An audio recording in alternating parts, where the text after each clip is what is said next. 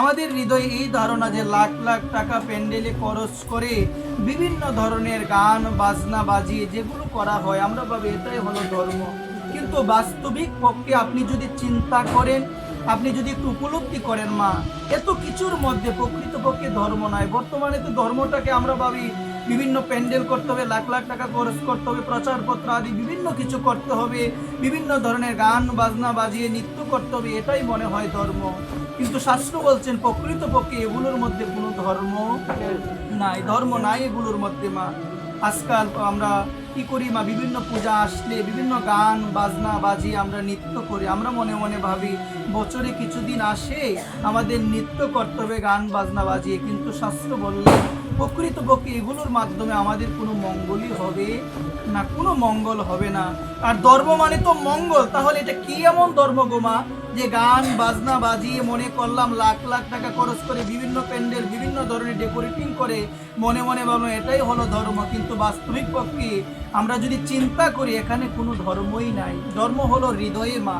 আমার হৃদয় অন্তঃকরণ যদি শুদ্ধ না হয়, আমি যদি এই ধর্মীয় অনুষ্ঠানও এসে একে অপরের মনে আঘাত দিয়ে কথা বলি মা, তাহলে আমার কোনো মঙ্গল হবে না মা।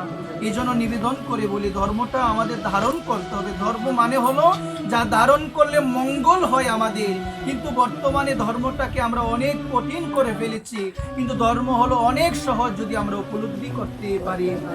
ধর্ম দ্রি ধাতু ত প্রত্যয় যোগ করে ধর্ম শব্দটি গঠিত হয়েছে। দ্রি ধাতু মানে হলো ধারণ করা, যাকে ধারণ করলে তোমার মঙ্গল হবে, তোমার কল্যাণ হবে, সেটাই হলো ধর্ম, সেটাই ধর্ম। এই জন্য মা ধর্মটা হলো উপলব্ধির বিষয়, দেখা দেখি করলে কোনো লাভ হবে, উপলব্ধির বিষয় ধর্মটা। আমরা তো বর্তমানে এটা উপলব্ধি করতে পারি না। এই জন্য সকল গৌর অনুরাগী নিতাই অনুরাগী সকল ভক্তচরণ নিবেদন, আসুন আমরা এখনো বাকি যে সময় আছে একটু হৃদয়ঙ্গম করার আমরা চেষ্টা করি। আমরা যেন একটু উপলব্ধি করার চেষ্টা করি, অমুক ব্যক্তি অমুক পূজা করেছে আমাকেও করতে হবে, এরকম ভাবে করলে লাভ হবে না। আমাদের জানতে হবে, মহিমা জানা প্রয়োজন। এটি না জানলে কখনো আমাদের হৃদয়ের মঙ্গল হবে না, জানা প্রয়োজন। মা আমরা কি করি মা, কিছুদিন পূর্বে একটা নিয়ম হয়েছিল, দেখা দেখি কে জানি স্বপ্ন দেখেছে শনি পূজা করতে হবে ভিক্ষা করে। আমাদের মধ্যে এরকম একটা এসেছিল নিয়ম, আমরাও কি করলাম মা, না বুঝে না জেনে কে স্বপ্ন দেখলো এটাও চিন্তা নাই, আমরা সেই শনি পূজা আরম্ভ করেছি। মা বাবার বাড়ি থেকে কাপড় আনতে হবে, আমরা আরম্ভ করে দিয়েছি, করা ভালো। কিন্তু দেখা দেখি শনি পূজা করতে পারি, নানান ধরনের পূজা করতে পারি, কিন্তু দেখা দেখি আমরা গৌর ভজন নিতাই ভজন করার ইচ্ছা আমাদের জাগে না।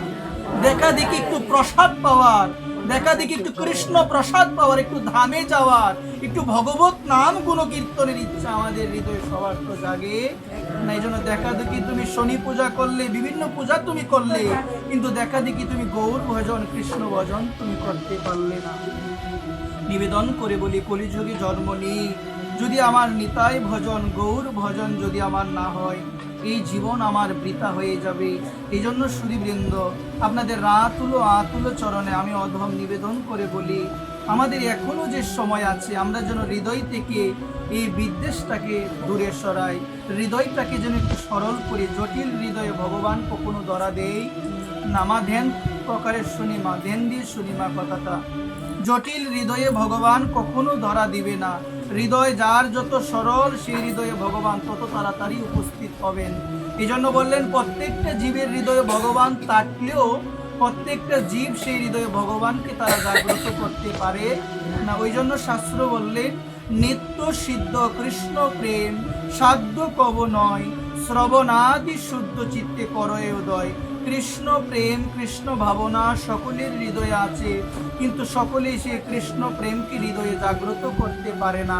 যারা ভগবানের কথা শ্রবণ করে, যারা ভগবানের নাম গুণকীর্তন করে, যাদের উপরে সাধুগুরু বৈষ্ণবের কৃপা রয়েছে, তারাই হৃদয়ে সেই কৃষ্ণ প্রেমকে জাগ্রত করতে পারে।